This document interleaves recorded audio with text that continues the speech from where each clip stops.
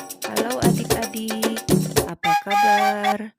Semoga kalian selalu sehat dan bahagia. Kali ini Bunda cerita tentang kisah balas budi burung bangau. Dahulu kala di suatu tempat di Jepang, hidup seorang pemuda bernama Yosaku. Kerjanya mengambil kayu bakar di gunung dan menjualnya ke kota. Uang hasil penjualannya dibelikannya makanan. Terus seperti itu setiap harinya. Hingga pada suatu hari ketika ia berjalan pulang dari kota, ia melihat sesuatu yang menggelepar di atas salju. Setelah didekatinya, ternyata seekor burung bangau yang terjerat di perangkap sedang meronta-ronta. Yosaku segera melepaskan perangkap itu. Bangau itu sangat gembira.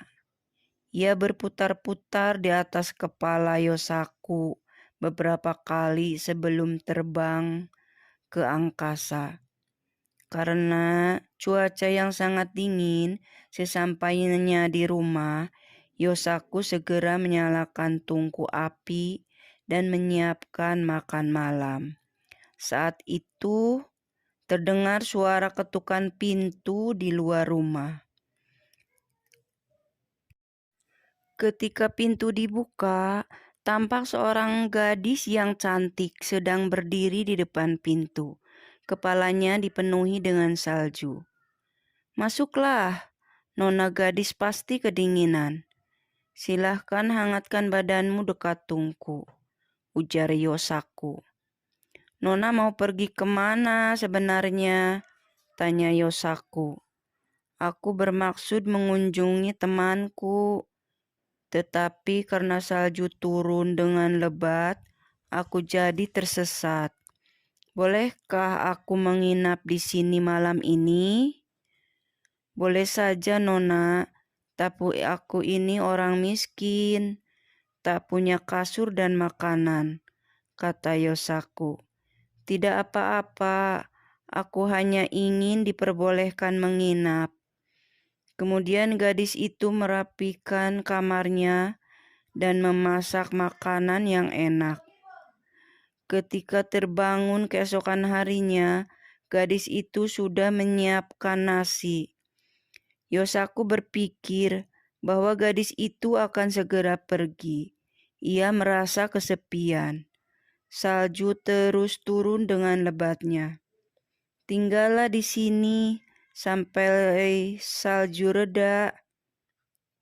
Setelah 5 hari berlalu, salju mereda.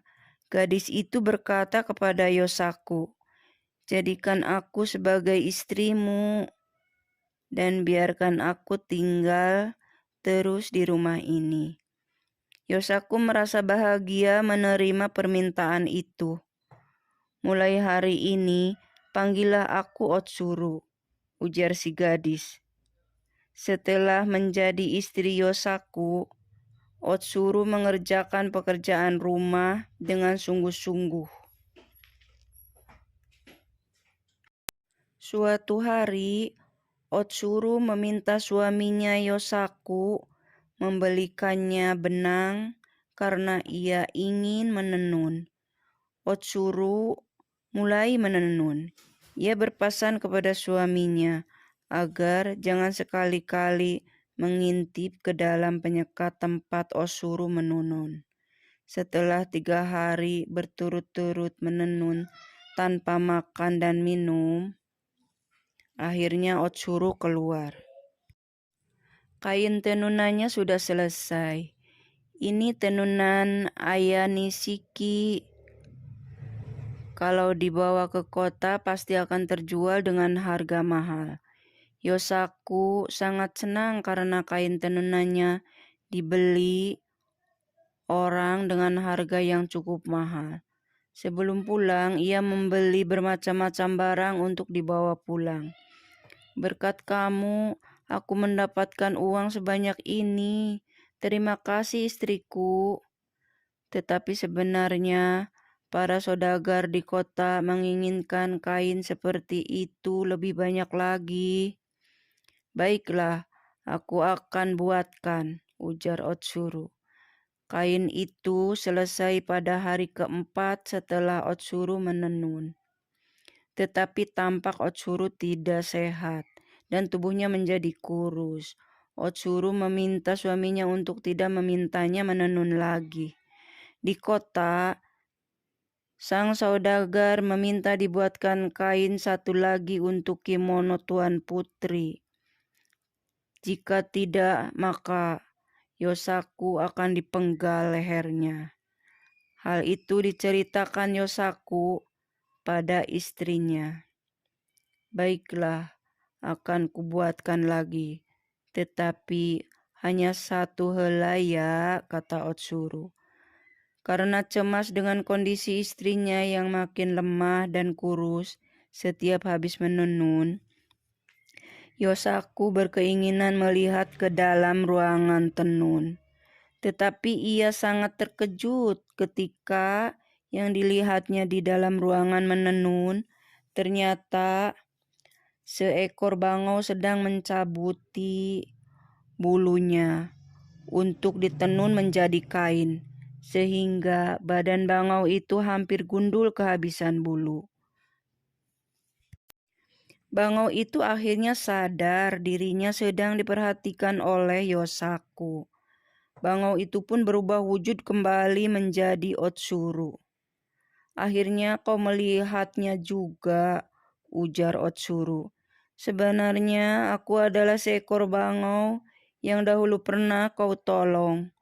Untuk membalas budi, aku berubah wujud menjadi manusia dan melakukan hal ini, ujar Otsuru. Berarti sudah saatnya aku berpisah denganmu, lanjut Otsuru. Maafkan aku mohon jangan pergi, kata Yosaku. Otsuru akhirnya berubah kembali menjadi seekor bangau. Kemudian ia segera mengepakkan sayapnya, terbang keluar dari rumah ke angkasa. Akhirnya, tinggallah Yosaku sendiri yang menyesali perbuatannya. Demikian adik-adik, semoga terhibur.